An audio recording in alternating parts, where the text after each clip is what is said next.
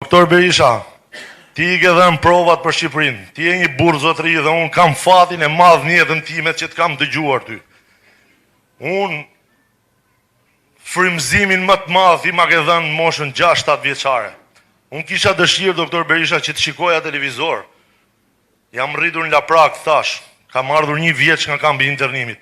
Por gjyshi im dhe babai im dëgjonin lajmet me shumë furi, me shumë entuziazëm, sepse ishte një situatë shumë e vështirë.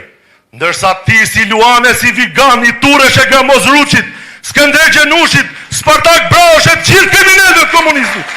Ti je një burr shtetas, Sali Berisha. Dhe unë kur sa t'jem gjallë, kur nuk do ta ndal frymëzimin për ty. Unë falenderoj shumë.